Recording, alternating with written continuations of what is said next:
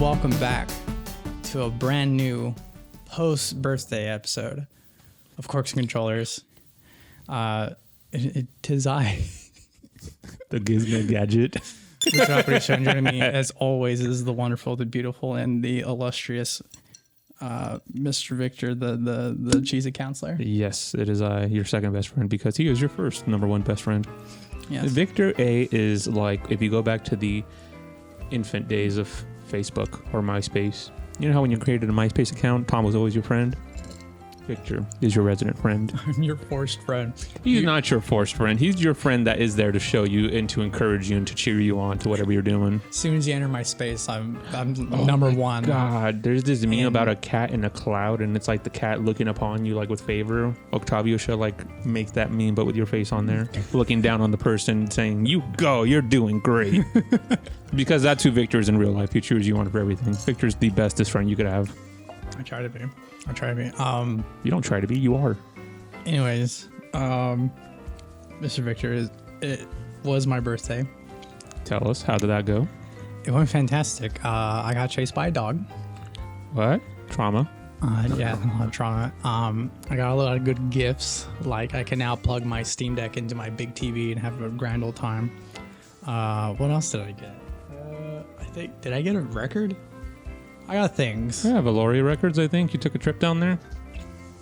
Oh, yeah. I went to Visalia without you. Oh. That was part of my birthday. And I went to the two most disappointing establishments I could ever been to. And that's being mean. Not to the first one, Maverick Coffee. My God, there was a singular person there who I thought was a customer because they were sitting at a table. It turns out it was one of the workers, and they're like, couldn't even like be any less welcoming. Sorry, Maverick. No, don't apologize. I hate that coffee shop. It was like, it like glazed over, like, oh, and then was slowly walked to the register. I was like, oh, you were there. They were high as fuck. Who knows? And yeah, and I was just like, just got myself a coffee, and that was disappointing. Got myself their overnight oats, also disappointing. And to which I thought, man, I should have went to Component. Bzz. Oh, it's Victor. You should have went to Component. Yep. That was a real event that happened. Anyways, and I was like, I don't want to go to Component because it's like in the downtown-ish whatever area, whatever that's called. It turns out I went over there anyways because you were at Valoria Records. Because that's where the video game store was. I go in there. Again, this is being mean because a video game store is only as good as its gaming community. Visalia doesn't have one, I think. I'm pretty sure they don't, because almost every game in there, especially their PS2 section, did not come with the original art or cases. So I'm just like, oh my God, Visalians are full of the people with the stupid CD jackets who are just like, oh, I don't need this anymore. Maybe I could get like fucking $40 off of that, even though they have like 200 games. And they just give them the whole jacket probably. Yep. And I'm just like, oh, you guys need to take care of your games. There was no consoles to buy. I was just like, maybe they'll have like a Sony handheld console I'm missing. No consoles for sale. And I was just like, bye. And like, I went outside, and since I was texting you my adventures that you were absent for, not by your choice, by I would have gladly taken you to the promised land. And I took a picture of me doing a thumbs down, being just like, did not like that place. When I put my phone away, I turned around, the lady, one of the owners was looking at me through the window. I was like, whoops. I immediately made a beeline into the record store, which was a lot better, but I was not their clientele. Their collection is much before my time. Yes. So that's okay. Did you go to Sushi-Ku? I did not go to Sushi-Ku. I did not. I was not hungry. Ooh, did you go to Brewbaker's? I did not go there either. Did you go to Barrel House? I've eaten before I left, and then I ate the overnight oats and like some cookie at Barnes & Noble. So I was. You need to redo that trip, but this time, please tell me. My tum-tums was full. So I can show you what Visalia truly has to offer. But to allude to what I said before, I borrowed my father's car to go to Visalia, since Nicole drives mine to work. Yeah. And then so when I returned it, they even offered me, like, hey, do you want to throw your bike in the back of the truck and I'll drive you home. And I was just like, that's okay. I like the, ignore that. Everyone ignore that.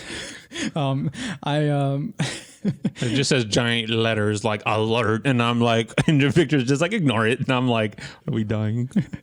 And I was just like, it's a nice day. I like the exercise. It's a little hot, but it's fine.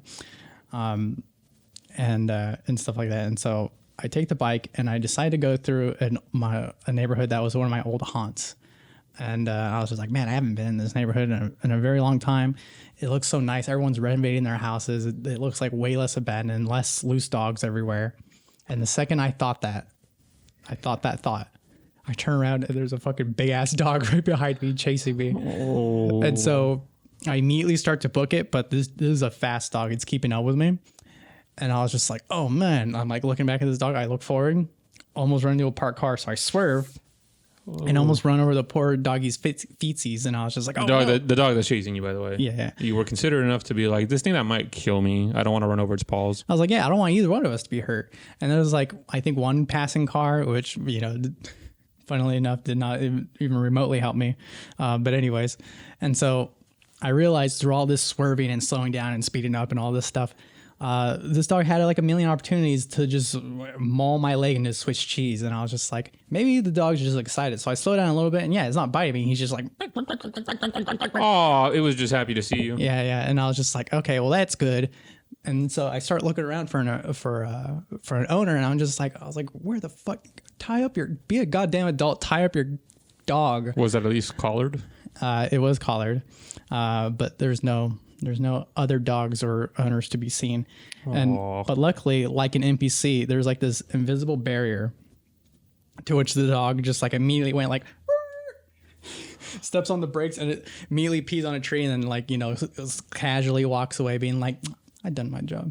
Oh, so, it knew its territory. Yeah. Ooh, so, the prince has appeared. Mako's here. And yeah, that was my story of being chased. And that was the ending cap to your fitting, or the fitting end to your cap of the night. Yes, at the ripe old age of 32, I had myself the quintessential grade school summer vacation experience. But still no knee pain, right? No knee pain. Any back pain? Back pain? Oh. Actually, I've been having less back pain lately, which is weird. Are you rejuvenating? Is Victor the lizard man? I just think regular exercise on that bicycle is probably like that probably because you've been doing that now for how many weeks? Loads of weeks, months. Yeah, that's probably what it is. I took a short break borrowing my parents' car, but that's because they insisted like it's been raining lately, and I'm like, okay, fine. But other than that, Mr. Victor, shall we open? Yes. So featured bottle for the episode. This featured bottle. Ooh, corkscrew, please. Oh yes, of course. Is it in Mahogany's little drawer? I know. This is now like the producer drawer where all of our tools. If you need a USB adapter, do you need actual cables? Or a tennis ball? Or do you just need a nice little opener? Oh, all I have is a cheapie. Oh, well, that works. That does work. Where did my other one go? Oh, well. So, first thing you hopefully would notice would be a little green sticker at the top. So, high quality. This one is a little, I think it's an E. Mm-hmm. So, blended different vineyards. So this is from a lovely producer known as the Chauve d'Alpier de Mont Chauve. So a mouthful. So you're scaring me how much you're tipping that open bottle. Oh, right.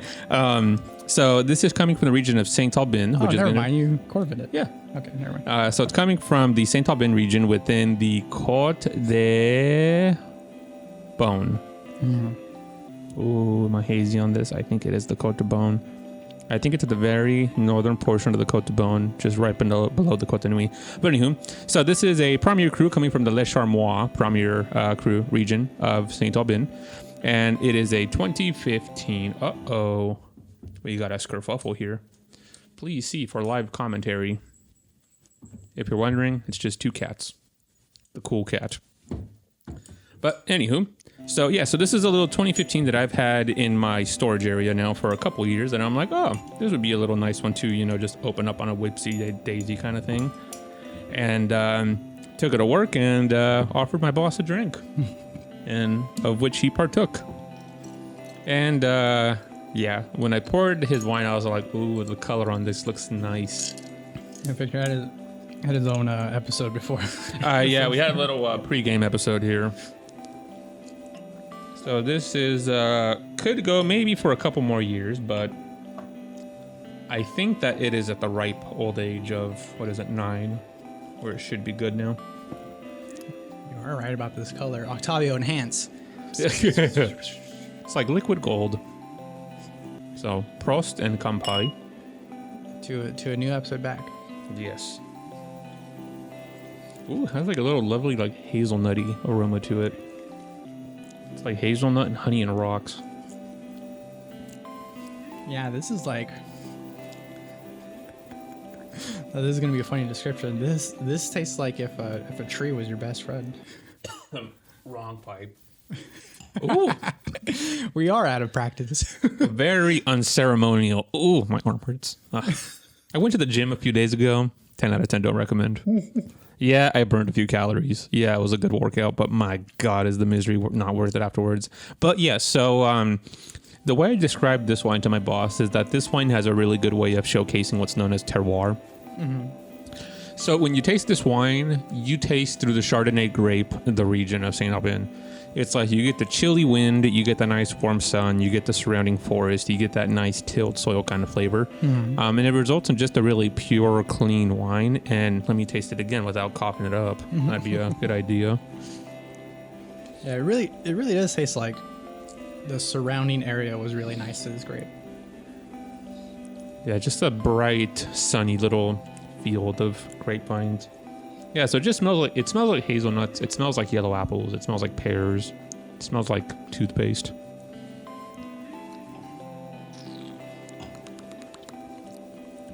Oh, this tastes really clean. No oak, no butter. Very pristine acidity. Damn, this is good. It's like if the Giving Tree was actually nice. It was more like a Giving Vineyard. What the fuck is the Giving Tree? That green book from your childhood. Like the rainbow No. fish? It's like or is it the Hungry Caterpillar? It's like a big picture book that's like green. It says the Giving Tree. It's about a little boy who's always taking parts off the tree because he's an asshole. What the fuck? Why am I barely... No. You remember... And the back of the book is the author, and it's like the most creepiest picture of him you ever seen in your entire life. I can't believe you don't know. Oh my God. Octavio, please put the front and back cover. Wait, is this why? Because oh my God, you know this book. I think I know the meme where it's like a tree that has like really big eyelashes and has like hands, and it's like it's giving something. Is that it? This is fun. Yeah, but okay. So after that, type in eyelashes. Eyelashes. And then meme. Meme. Everything's a goddamn meme nowadays. Eyelashes, meme. I misspelled meme somehow. Oh. Let me see. This one? Yep, exactly. That's how I know that thing then. Because, yeah, that's the meme that I've seen. And I'm like... It's just a tree, and sometimes it's like giving. Yeah, like literally, it's just giving, and it's like the eyebrow or the eyelashes, and like I don't know what the fuck else it has on there, but yeah, that's how I know about that. But anywho, I think we're getting a little distracted there from the "it's giving" meme. But yeah, this wine is giving terroir. I think it is. I know. Even look, it even says our terroir. Respect it. Oh, it does say on. Oh, I forgot about that. Yeah. So on the back of the bottle, holy guacamole. From the top, Grand Vin de Bourgogne, white wine, Les Charmois, Saint-Aubin Premier Cru, Appellation d'Origine Protégée, bottled by Au Pied du Mont Chauve at Chassagne-Montrachet. Oh, say that 5 times real fast. No thanks.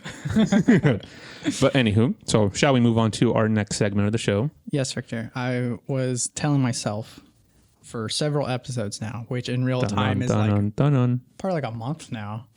Being like, man, Mr. Victor gets to have all the fun. He gets to share. He gets to share all sorts of wines and beverages with our lovely viewers and listeners. And I don't bring anything to the party. What the fuck? My good sir, I'm like your brain is a microcosm of tech. I'm like that ungrateful person who's just like, hey, everybody, we're all invited to or the party. Mr. Victor. It's a potluck beer. Who pays rent at this location? Not me. You do, my good sir. Whose equipment do we use? Not mine. My good God. If you guys want to see a really funny video, look up the video of him just arranging cables. Those are all his, by the way. And I remember just sitting there like saying, my God, thank God you love doing this, because I would not have the patience to deal with this shit. So mahogany is his. All the equipment is his. The rent that we know, the location that we use here is his. His glassware is his. What the fuck you mean you don't bring nothing to the table? You don't bring rent to a potluck, Victor? If you're hosting, yeah, you do. Anywho, I'm decided this time I'm going to bring my famous family freaking, I don't know, potato salad in the form of video games. So Not a pumpkin pie. as a surprise, haha, we're going to play games on the show now. Not always a PlayStation, but whatever we got hooked up there. So a game I wanted to share with you guys today is something I've been playing. Again, time's lost to me because there's a few recording up sessions that we missed, but It's only 2, you guys. probably like 2-3 weeks now I've been playing this on and off, so that's why I'm not as far as I should be. Oh, it's a horse. But I've been playing Red Dead Redemption 2. We were looking at this before the show, weren't we? Oh my God. If you say so, Arthur. And I decided to wait for Victor to play this mission, because in this mission, you got to find some hooligans who said they're gonna buy your bonds off you, your illegally obtained bonds, and now they won't. So now you got to go up to the saloon and So that's a maybe Hirsch beat someone up. weapons. Hirsch weapons. Like, there's a very famous vineyard in Sonoma County called Hirsch Vineyards. That's why. Let's see. So you gotta go in here. You gotta find some fools, and then and shenanigans happen. Interesting. Oh, look, it's mahogany in the Just past one life. or two, right, Arthur? Of course, just a drink. No big drama. Can we get a couple beers, please? I don't want no trouble. You'll get none from me. I was defending myself. Tommy, he's... He'll be fine. Here, have one for yourself. Thank you. You can make Mike all has your seemed to problems know go a lot away of when you people. pay. The bartender. Problem. How you mean? Just give them a hay penny and everything's fine. I done seen a lot of crazy stuff, but A Mike, lot of crazy Who the hell's that guy? Will you shut up? Will you shut Some up? stranger Be who's quiet, buddy. rudely interrupting our Oh, conversation. there, dullards. My lord, you men is dull. hey, leave this fool alone. You look homeless. Leave the fool alone. People been Let's see. leaving Should me I alone charm for the him? last Yeah. Should I threaten him? No, charm him. Charm him. All right. Listen, buddy. You're a charming fellow. One of the best. But me and the kid here, we're trying to talk business, so could you possibly leave us alone? No offense intended. Ain't no pleasing some folk. Just trying to be friendly. See, you avoided the problem that way. Yeah. Now we get to drink in peace, Oh, just like we're doing. Holy hell, these guys can drink. Oh. You're not a cowboy unless you drink all night long. Pardon. Lenny, where are you? This is the pinnacle of video game playing. Lenny, where are you? Is that a whore? Lenny! Actually, that's rude and a period accurate statement or question, maybe. Ooh, so blurred out. I have no problems. So who's this guy looking at you? Friend. That's Lenny? That's not my friend. Oh, wait, that's the other guy. Lenny. Where's my friend Lenny? He upstairs. Can't find my friend. You know where he went? I can't say, I'm afraid. Oh, where's my friend Lenny? What are you doing, kid? Hello, Arthur. Is he here? There he is. There he is. You know what? I don't know.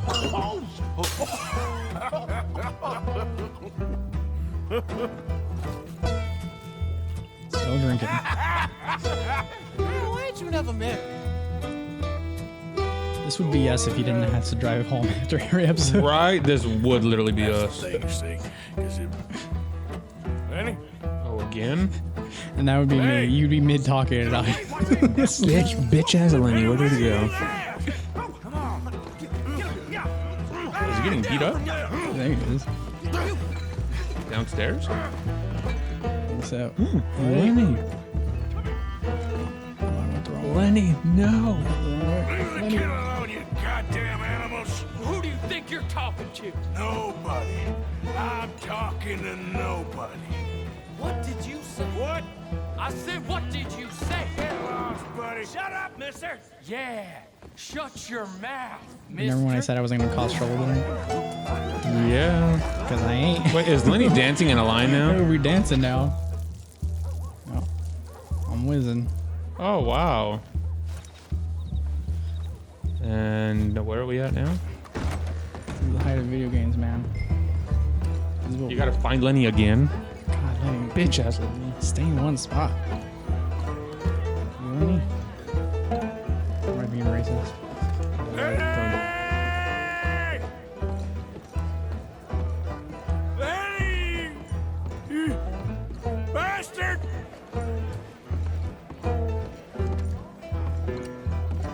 Oh, I see that they put Lenny on all the character models to confuse you. He's wearing a specific kind of outfit. Lenny, where are you hiding now?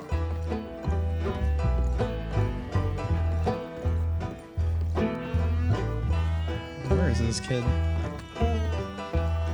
Is this meant to make you look like you're drunk? Lenny! Yeah. Do I look like a Lenny to you? There you are, Lenny. How many of you had, pal?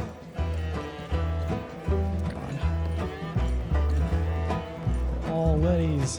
Been that's looking Lenny. all over for you, Lenny. No? I'm Clyde. You got the wrong fella. Is he outside? Damn it, Lenny, stop slumping off on me. Oh, wait, that's Lenny. Found you, Lenny. Lenny. What the fuck? Oh. There was see a friend. I'm your friend. Oh.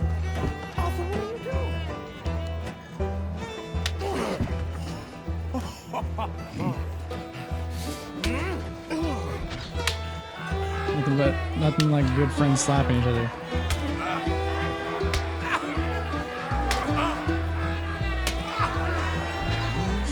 You're a good friend to me, Arthur. Cheers. Cheers. Not you again? Oh, now you gotta beat him up. What the? Just round him. Why are you drowning him? Because he bumped me. No one bumps me.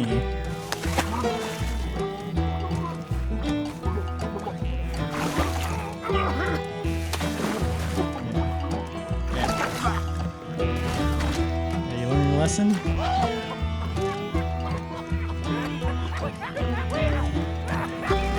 Sequences. Oh man, to be drunk and covered in mud. Those are the good old days.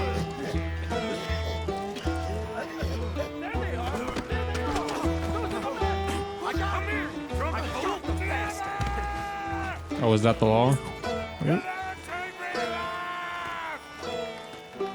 Oh, oh, you'll never get me. Stop right now, you drunken fool. I said stop. You'll never take me alive! Damn, I'm good. I'm so lost. So, What was the purpose there? Oh my god, who's that? Oh, it's me. So the purpose was in this mission I was supposed to do something, but we got distracted and got drunk anyways. And that's just how it is in the Old West. Oh, were you supposed to kill that guy in the very beginning? I don't know. That was just something that happened. See, but this is why I think the new Grand Theft Auto is going to be interesting. Because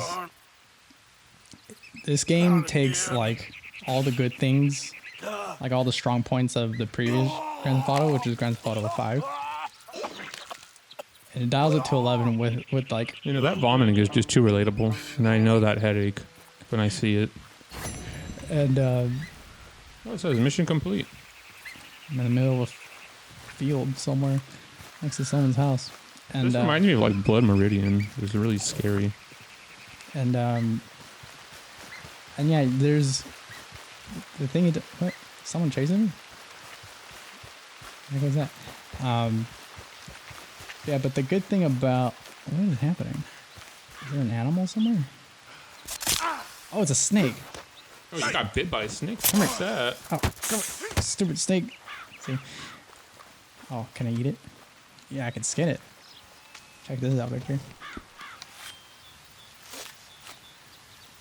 On the fly, all in engine. What the fuck? What do you do with the skin? Well, I can probably eat this. Stringy meat? Oh yeah. Where's my horse?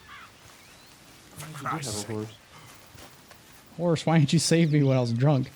But anyways, yeah, like what this game does on top of Grand Theft Auto 5 is like make missions, and even when you're not on a mission, even when you're just walking around trying to get to another mission, so many different dynamic events and activities would happen. And to do that in this new game that's coming out in like Florida of all places, a fictional Can you Florida. fall off that cliff or no? Oh hell yeah, I can. And does that like injure you? Oh, of course it does. Oh. If you run off a real cliff, would you get injured, Mr. Victor? Yeah, but I don't know about video games. Yeah, but this is a realistic video. My snake! Get back here. Ew. Now That it's all, shit's covered in dirt.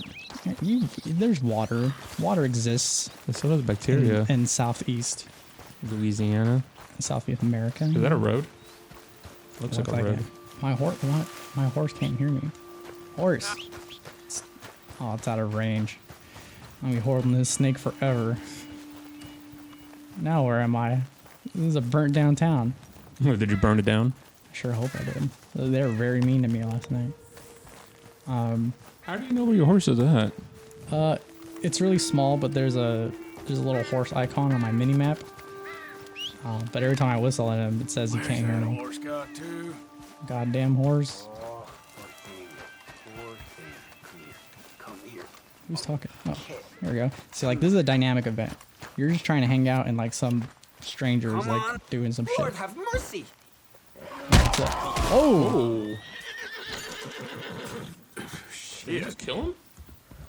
Horse, come back. What the hell was going to happen to that guy? Like, he's dead. He's got All because you asked him a question? you got a hind kick by a horse to the head. You're dead. Come here, horsey. Come here. Oh, damn, he's too fast. Come here. Oh, I see some deer. Yeah. There's real. It's like, it's not very realistic, but you can hunt in this game where like you find tracks and you can slowly hunt things, and like you have to worry about your scent coming downwind to the animals and stuff. So that's fun. I lost the horse, but I didn't lose my gun. Come here, bitch. Come here. Come on. It's time for deer soup. God, I'm so bad at it. You know what? We're just gonna end it there. Apparently, I can't shoot a deer. Mr. Victor, how do you think about the highlight dynamic and realistic world of Red Dead Redemption 2? Say that again, but in normal people terms. What did the game look good or not? Yeah, it did. A little bit too relatable on the drinking and puking part of it, but yeah, I'd say relatable. Would I play it? Probably not, because I don't know what the fuck is going on. Lenny's a bitch. I know Lenny ditched us. Although I'm pretty sure he just got arrested. So a few missions down the line, I'm probably gonna have to rescue him. Just break him out of the Lenny, you the local, absolute bastard. The local brick and mortar jail cell, which you can probably just knock out with a stick of dynamite. You know, as cowboys do. Ooh, Beyonce released a new album. I just found it out like today. She sure did. Although I think that was like a month ago now. I was just like I felt like I read something about that. Yeah, it's Cowboy Carter. Hell card. Anyways. All right, there we go. And so yeah. So I have to pair a beverage with this. Oh, you're jumping ahead, Mr. Victor. You're jumping ahead. But I will let you go first since I was having a little bit of fun. Why don't you go ahead and tell me about a beverage that I could pair with the medium. Lordy. So, I know you give me flack for all of my dinners and shit, but I was at one last week. I don't give you shit. I'm just wondering how you just.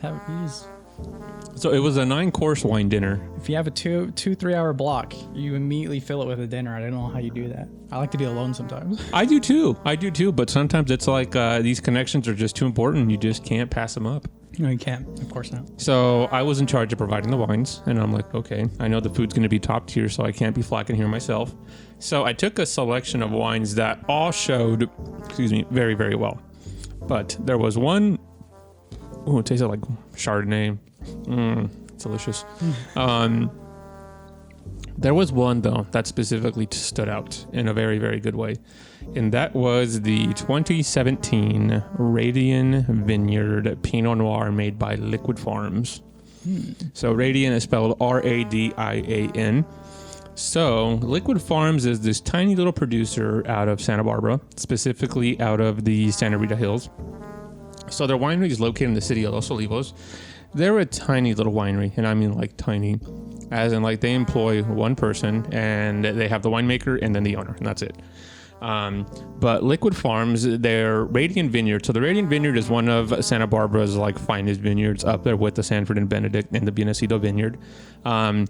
But this dinner, the whole goal was to show new wine drinkers quality wine. And quality wine, the only way to do it is you got to taste it. So I would say that the one that we're drinking today is quality wine. Mm-hmm. The Radian Vineyard Pinot Noir was the winner of that dinner.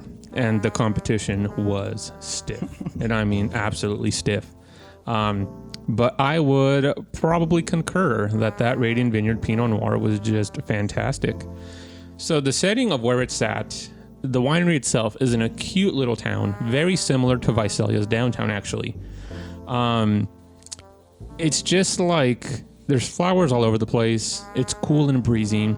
But the wine itself, if you could imagine the taste of winter. Ooh, that's exactly what the label looks like. Except it's a 2017. And yes, it's not cheap. I think I paid about $78 for it. Now it's up to $84. But the wine itself, if you could taste winter in California, that's what it would taste like. The best way to describe it, it smelled like a Christmas tree, like the pine itself, and cinnamon. But then it tasted like nutmeg, cranberry sauce, and like blood orange. Like it reminded me of a whole melange of a whole bunch of different like holiday foods. Like I think of like Thanksgiving food, Christmas food. I think of like smells that I associate with Christmas, like cinnamon, nutmeg, and cardamom, and pine trees and stuff. This wine to everybody was just immensely smooth, very velvety, just absolutely just bonkers good. But what I absolutely loved about this wine is that, like I said, it literally just reminded me of what winter is like here in our beautiful state, where it's just you get coastal breezes, you get winter rains, but I don't know, it's just really hard to describe. Yeah. So that is your challenge, Mr. Victor. What is Christmassy in California? Christmassy in California. But also beginner level as well. Yeah, this is a tough one. The movie Die Hard. Oh, what is that?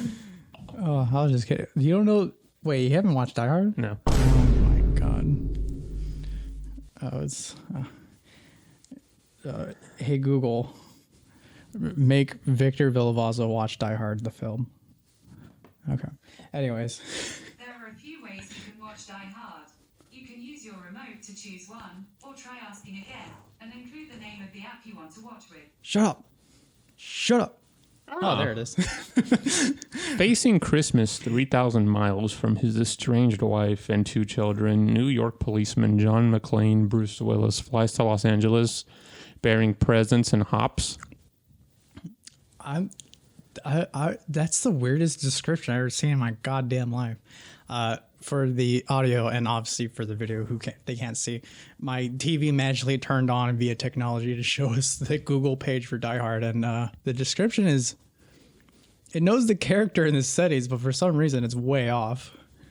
It's like a guy who's like happens to be in a building while it's getting like the biggest heist ever, and he has to like fight his way out of it with big guns and explosions. To go to Christmas? It's the setting happens during Christmas time. Yes, it has nothing to do with Christmas. A fun fact: whenever Bruce Willis, who I've heard recently actually that he's hard of hearing now, so it's kind of a bummer. But you know, I mean, that get movie older. was made in 1988. The guy has to be a little old now, right? Oh yeah, definitely older. But anyways, and so back when he used to do cons and like ask, and fans would ask him questions, they would be like, "Hey, do you want to settle a decades long debate? Do you think Die Hard, the movie Die Hard, is a Christmas movie?" Like, you know, it's like kind of a joke argument, and like his response would legitimately just be like, "Who fucking cares?" Oh, I like this guy. Like, why you guys have been talking about this? Oh, get it? Like it's like the same energy as what's his name from Star Wars and Indiana Jones and Blade Runner. Oh, I thought I had a chance with Star Wars, but then you said the other two, and I'm like, I don't know. He's Han Solo. Isn't Indiana Jones that Back to the Future dude? Back to the Future, dude. Like there's a fucking time machine and shit. Anyways, the guy from Blade Runner, sure. It's his same kind of energy whenever fans ask him dumb, silly, like fandom questions. He'll just be like, "They're movies, man. Just enjoy them. Why you gotta fight over things?" So how would you pair Die Hard with this? With this Radian? Ooh, speaking of Die Hard and Radian, a wild shadows entered the battle, but I wouldn't actually, but Die Hard probably would be pretty nice because like it's Christmas in California City, so that's kind of fun. Is it a California city? Is it in Los Angeles? Yep. It's a setting. he flies to Los Angeles. Oh yeah, look at that. And yeah, it's pretty fun because it's just like you think it's gonna in the beginning you just think like, oh, this guy, he's just going to visit his daughter. Probably like a normal ass movie. That's if you know nothing about the movie, and then all of a sudden explosions happen, and a guy with a weird Russian accent comes in with long hair, handsome. Was he handsome? Probably. I'll tell you. Put a picture of the blonde guy. Is that handsome? You answer the question, not me. But oh, man, this is a tough one, Richard. It is a tough one. This is a tough one. I like the name Liquid Farms. Oh, and I love that their whatchamacallit, their label is a fucking kohlrabi. Is a what? Kohlrabi. It's a vegetable. That's really weird. It looks like a beet. It kind of does, but it's actually a kohlrabi. It doesn't matter how many times you say it, I'm not going to know what that is. Some vegetable, I guess. I'm just going to call it a beet, and then if we ever get graced by being in the area, I'm sure the owner would just be like, "It's not a fucking beet, you idiot." It's going to be like it's a kohlrabi. And I'm going to be like, Ooh, I just saw a seller for a number of what? Is that the 4? Mm-hmm. Zoom out. It is. I have one of those. I'm so happy. all right. This is tough. Die Hard probably works. Does it work with explosions? Your Pinot Noir? It did, because that blew a whole lot of people's minds that night. Die Hard is one of those games alert. where yeah, it does that. Where if you just haven't seen it before, it's like, okay, so I don't know if anyone ever felt like this when you grew up without like 80s and 90s movies. But when I go back and watch those movies, like my monocle falls off of me whenever someone like curses, because it's just like you watch today's like PG-13 movies and hardly anyone curses. But if you watch a PG-13 movie in like the 80s and 90s, they're like, "You piece of shit fucker," and I'm just like, whoa. Yeah, I think that's your Mormon upbringing causing the flinching. I wasn't that Mormon. I just went there begrudgingly. But yeah, and like what is that one thing that guy says in the Predator movie where I don't know what the Predator movie is. He's chewing like the biggest wad of like chewing tobacco, and he's like, "You see this stuff? This stuff will turn you into a sexual Tyrannosaurus. What the fuck? Tyrannosaurus Rex. How can I not say that fucking word? Oh my god, I'm out of practice, guys. That's my excuse today. But Tyrannosaurus Rex. yeah. Were you about to say Tyrannosaurus? A sexual Tyrannosaurus. I can't say it. Tyrannosaurus Rex. I can't say it. Tyrannosaurus Rex. Tyrannosaurus Rex. There you go. Now just say it together. I can't. Pretend you're saying Thai and then just say Iran. I need to see a therapist. Tyrannosaurus Rex. They will fix. Or you can just say T-Rex. They'll fix all my problems by telling me everything that's wrong with me. Oh. Been there, done that. That's not fun. But yes, let's go with Die Hard because clearly my brain is on the right place. This episode. Well, usually that's how it works, though. Is that usually your first inkling is the right one, anyways. I try my best, Mr. Victor, and it's kind of hot in here. It is a little toasty. Because it's time to turn the thermostat up by a notch, though. Gotta save some money. All right, Mr. Victor. It's only 74 degrees outside. Let me tell you about my pairing.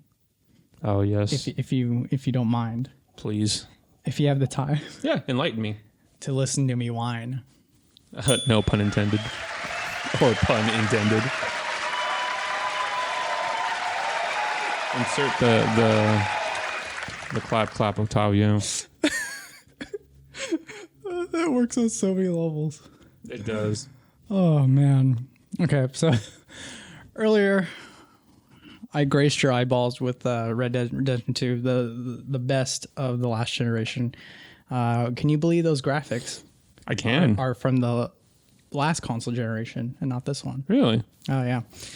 They haven't even patched this game to take advantage of all the extra computer power that the new consoles have. So, and that's just how good games can still look.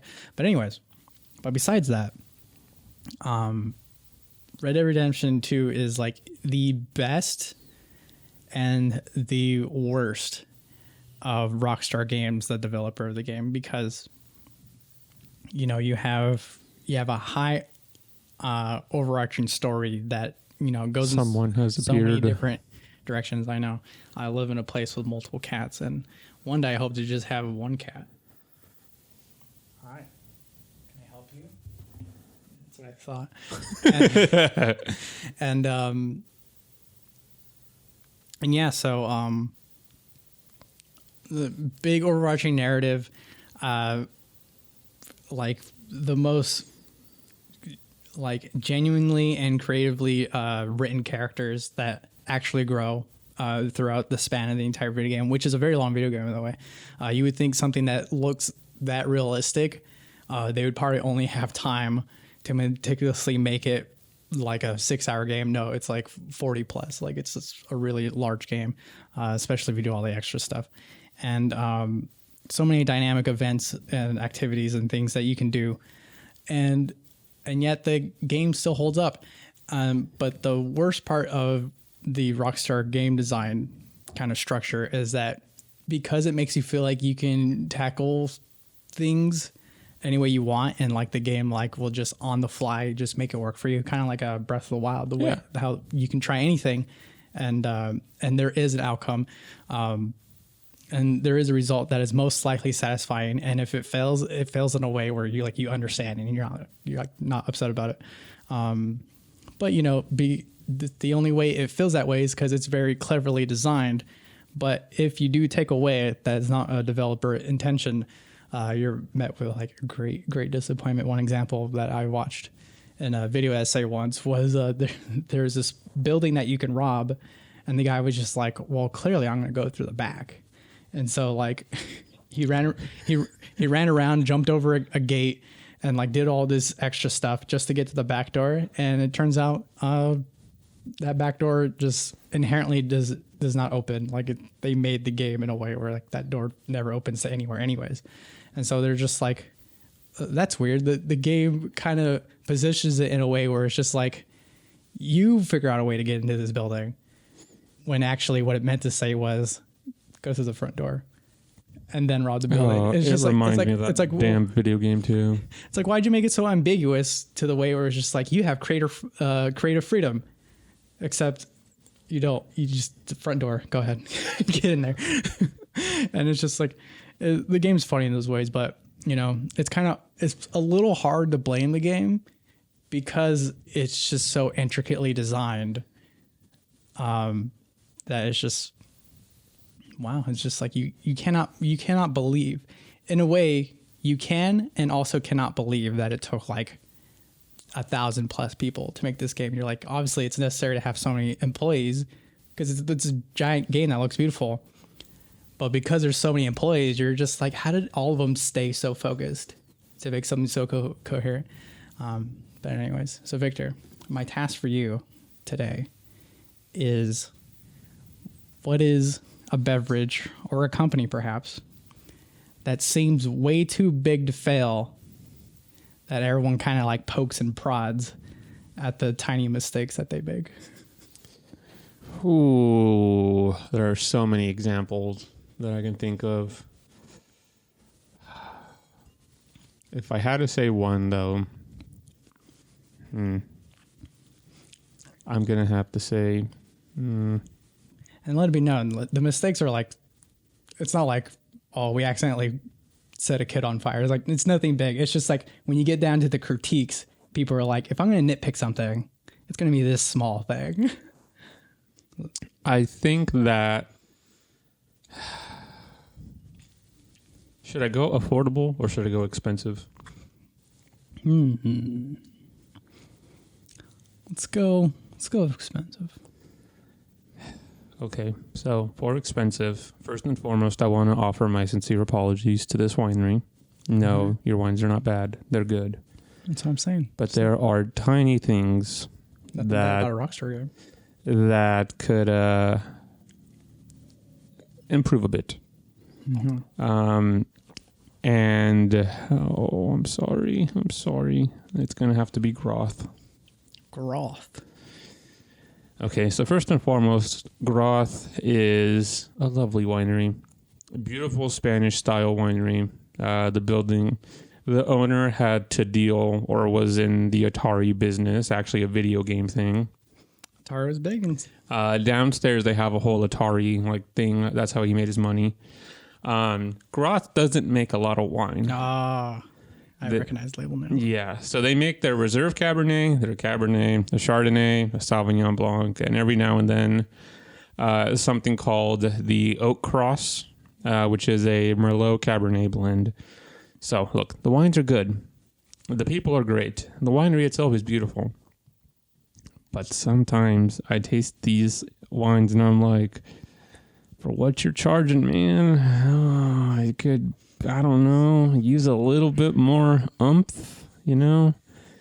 Again, the wines are good. They really are good. It's just when you're dropping almost $200 a bottle on an Oakville Cabernet, when your neighbors are Silver Oak and you have producers like Screaming Eagle, you know, and Mondavi and Opus One, it's like, I don't want to critique them, but it's justified. It's at that price point, I just expect more finesse.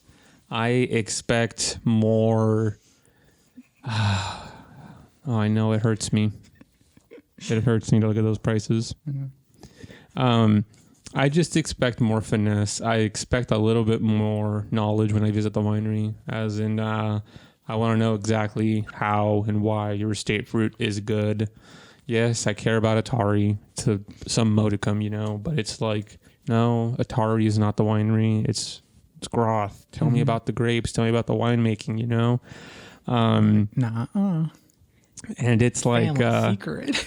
And the other thing, too, is that they don't really pour many of their older wines that I know they do have. And a lot of wineries I'm being put on the squeeze here. A lot of wineries like Heights, like Clos de Val, will open up old bottles for you to taste and be like, hey, so this is how our wine's age, you know? And it's like, Groth, I do have in my little storage, you know? I do. I'm trusting that they're going to age well, you know? But have I had many old Groths? No. And it's like when I visit the winery, I would kind of hope to be like, oh yeah, we're pouring our 1988 or our 1996 or something, but no. And again, Groth is still a good winery. It really is. It is respected in the industry, but I feel that at that price point, people are just like, okay, you won a couple of awards, but come on, bro. Like, you can't just be resting on your laurels the whole time. Now, I want to contrast that with a different winery. So Groth, I'm really sorry. So Groth is still family owned. It's not owned by a giant corporation. But comparatively, there's a winery called Freemark Abbey that is owned by a larger corporation. I know damn well those people have employees, up the wall, as far as, quantity and whatnot. But the wines are about the same price point. And they're so much better. Totally different region too, by the way. Most Freemark Abbey wines are from Rutherford. But it hurts to say that. It's like the little family winery is good. It is.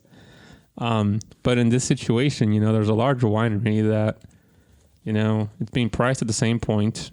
And it's just doing a bit better. And again, they're not competing or anything, I mean, they both still win awards, but again, Freemark Abbey, they love to showcase their older wines. It's like when I visited them last year at this point. Yeah.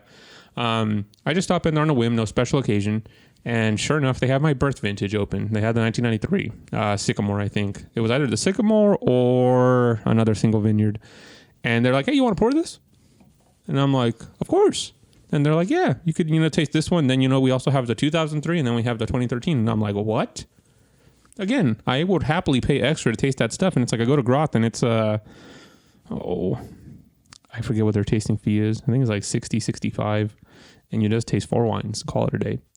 I went to Freemark Abbey, paid the equivalent, like about maybe $40, and ended up tasting like about close to 8 different wines. Wow.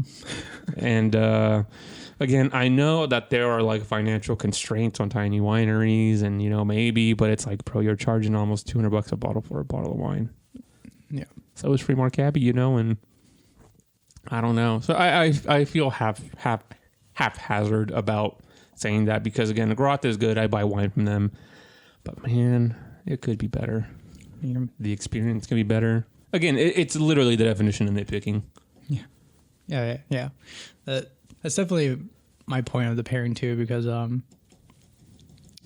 the parts where you're mentioning how, like, you actually mentioned a few times that there's like a surprising number of wines that are just like, as you said, resting on their laurels, where they're just like, they won some awards, they got some clout, some name recognition and stuff, and now they're just like, they're stagnant.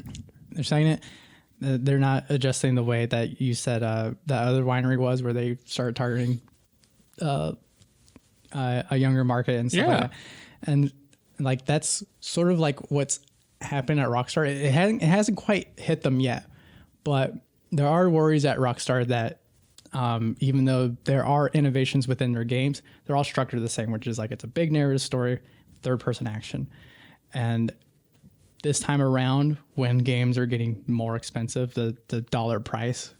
Yeah, it's like, I want to see more. Of buying a game is going higher. And so people are just like, we know GTA is a very large game where you will get your money's worth. But we hope that Rockstar isn't just betting on the GTA name to be like, oh, you'll buy it no matter what's in that game, you're just gonna buy it because it's GTA. And the reason why people question it is because genius writers that made this game, Red Dead 2, so like relatable and like I said, genuine dialogue from the characters that make you feel like they connect in it. That head writer left. Oh. He's gone, and so are a few more executives from Rockstar. So people are just like, hopefully when 6 comes out, they like pivot in a way that's adaptive to the new market, who's way more money conscious than they were when GTA 5 came out. So that is one thing I do want to say about Groth, is that every time I've gone there, I've always been the youngest person in that room. And that's not a good sign. It's like all the awards that Groth has gotten, they've charmed the older folks. But when those older folks die, they're not doing much to engage the younger crowds. Mm-hmm. They're not. And it's like, yo, I may not be Mr. Moneybags, you know, but I'm one of, I don't know, countless millennials that do like wine, but you're not inspiring me to spend money here, you know, for a lackluster. It's not a lackluster experience. It's just like, I just don't feel I'm getting a money's worth pretty much for what I'm buying versus at Freemark Abbey. My expectations are a lot lower because I know that, okay, it's not a family-owned winery. You know, they're probably less attention to detail, but somehow they do better. And it's like, then there are wineries like Clos de Val that are actively going to like farmers markets, hosting farmers markets, you know, like to get younger people there. And they're doing fucking fantastic. Mm-hmm. But yeah, that's my depressing story of the day. You know, Victor, I'm not sure I told you this yet, but there are times where I have this reoccurring daydream that that the two of us start a business, and it's like a reverse speakeasy, where it's just like you come in and it's like a bottle shop where you know buy by the bottle, and like you heavily curate it, and you know you have good connections and a nice support, and like we have like the nicest stuff you could buy.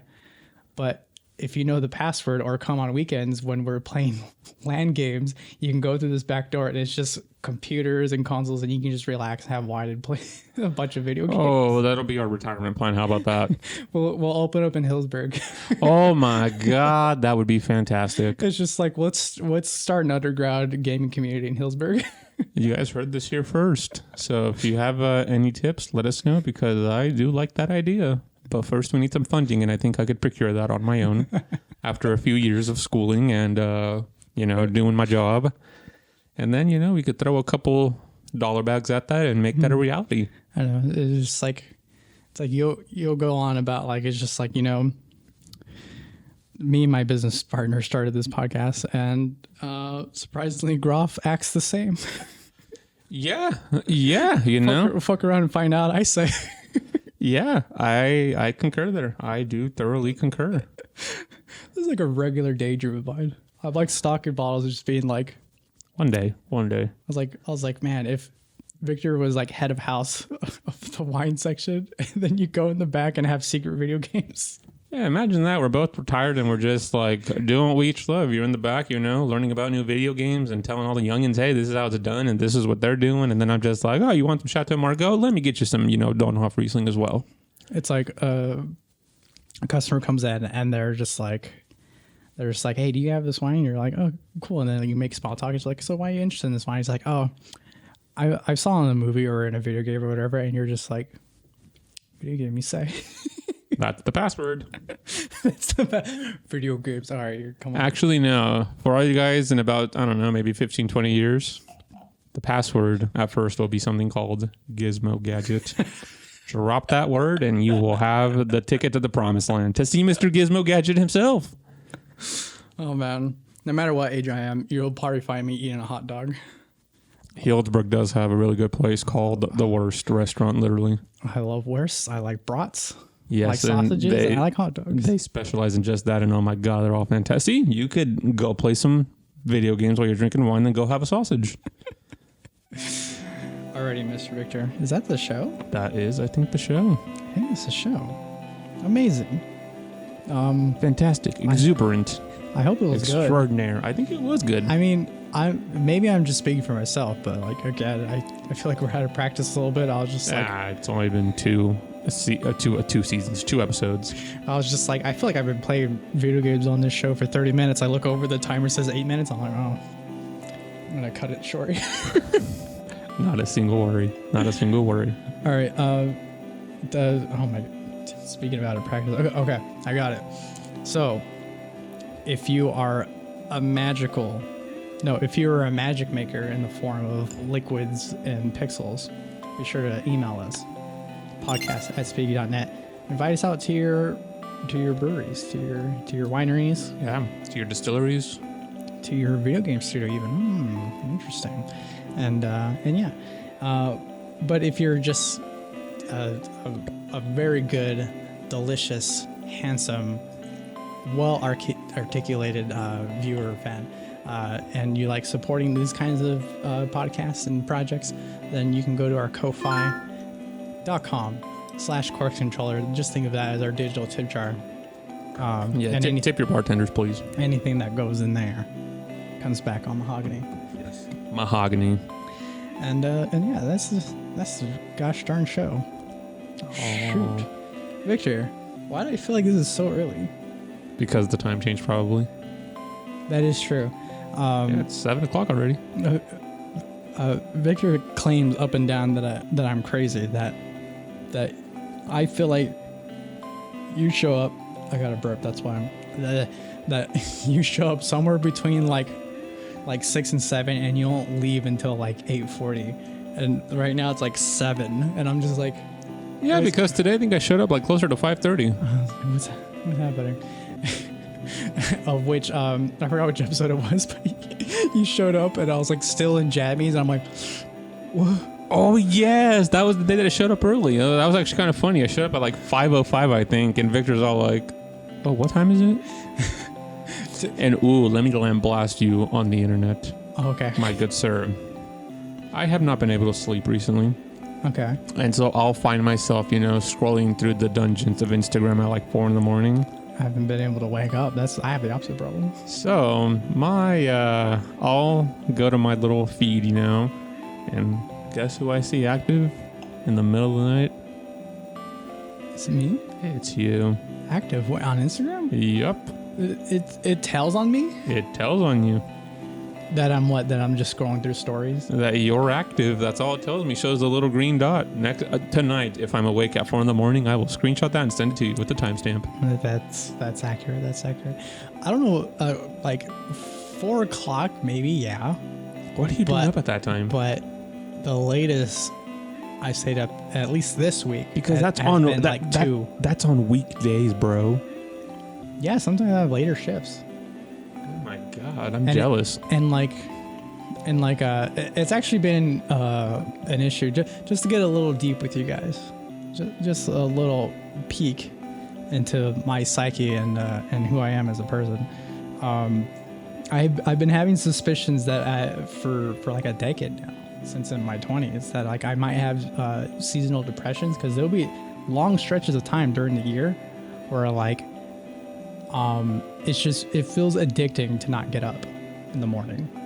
And it can be anything between like I have to like mull over a problem that I'm having. A lot of my stress comes from financial stuff. I'll just leave it there. And so like I have to mull over like what I'm gonna do for the next month to keep my head above water. And so there'll be serious things like that, and then there'll be like not serious things like but I don't have to show up to work until like 4 more hours, so it's okay to sleep for another hour. But even though it's like 11 a.m. and I'm just like, shit, I gotta stop doing that. Or like the day that I showed up at 5 p.m. and Victor's all like, "You're early," and I'm like, "It's 5 p.m., my guy," and he's all like, "Yeah, you're early." Yeah, that was one of my worser days where I was just like, it's my day off, and I'm just like, why is the doorbell ringing? You're like, "Who the fuck is here?" Yeah, I feel you on the painful getting up. Like, oh my god, every single morning I wake up and I say, "I fucking hate this shit," and I just lay there for like 30 minutes, absolutely loathing everything in the world, and then I'm like, okay. And then, but there are other times of the year where I'm just like, I'm up at 6, 7, and like, and it's not back at our former job. That was funny. and it's like not a pain. Yeah, back at our former job, sometimes you'd be there exactly at like 5:45. That was by. Or my favorite is when you would miss the holiday meeting and sleep in and be like, "Oh fuck." That was hell at gunpoint. Like my job required me to be there by 6. I was awake by like 5, and like I've never gotten used to it, but there would be times of the year where it wasn't a bother to get up It that was time. easier to get up. Yeah. I hate getting up in general, Almost imagine this. especially when it's cold. I just don't want to get up. With the same generalized anxiety of being a woman in today's society, I would wake up every single day being like, today's the day I get fired for being late. Beep. At our former job. Because I would get threatened all the time that they're just like, don't be late anymore, or else and I'm just, And like I would worry about it, and all my coworkers would just be like, "Dude, this person's been late every single day. Do not even worry about it." And I'm just like, I was just like, then why do they talk to me one-on-one in the office? I'm like, it's. Bro, I used to be there. I used to be scheduled there at like 12. Sometimes I would show up at like 1:15, and they'd be like, "Come on, man, can you at least try?" And I'm like, "Tomorrow." The next day I show up at like 12:45 or 12:47. And so then what they started doing is they started to schedule me later in the day so that if I did clock in at like 12:45, it would show that I showed up early. If you can part the 99 like the goddamn Red Sea, then yeah, I'll be here on time. Oh my God, yeah, that's just misery. But let's not talk about those days. We're behind those days, Victor. It's behind us. It's behind us. We can look back and smile and be like, no. I will say, biking helps. It's a nice mind cleanse. They say being active is fantastic for no, it's depression. Not. Absolutely not. What, being active? My arms hurt. Once you get past that part, it's been hurting for 4 days. Being active is a nice unlock for your brain that helps with depression. Supposedly not for Victor, apparently. No, and it hurts. It hurts. And yeah, it's painful. And that would be like the barometer. It would be like, I hate waking up, or I don't want to get up just right now. But when I'm hitting my bike, I'm just like, hey, I'm here. It's a nice day. I get there, I feel refreshed. I'm jealous. I wake up and I'm like, I fucking hate this shit. And then I lay there for 30 minutes and then I'm like, ugh. And then I take a shower and I get out and I'm like, fuck my life. And then I get in my car and I'm like, ugh. And then I get to work and I'm like, hey everybody, how you guys doing? One of my favorite memes of all time is from My Marriage Story on Netflix. It's a scene where fucking Kylo Ren is like the scene is just like he's arguing with his wife and he's like, every day I wake up and I have to deal with like this shit, and like he gets all mad and punches a wall. But the meme goes, every day I wake up and then he punches the wall. Yeah, that's literally my life, bro. Like literally, it's like shit isn't even bad. It's just ugh. Like why? I love it so much because it's just 3 panels. It's just like every day I wake up, punches wall. The third of the panel is just like frustrated and crying. He's like, oh. Yeah, that's exactly how I feel every single morning. Oh my God. It's the fucking best. I love it so much. Oh yeah. Whew. Me, not a morning person. Absolutely not. Leave a comment below if you're a morning person. Yeah. Hit like, subscribe, and don't forget to comment. Take it back. We're not out of practice. This is the best episode ever. Yeah. Right. Bye-bye, everybody. Bye-bye, everybody. Thank you for being here. Have a good week.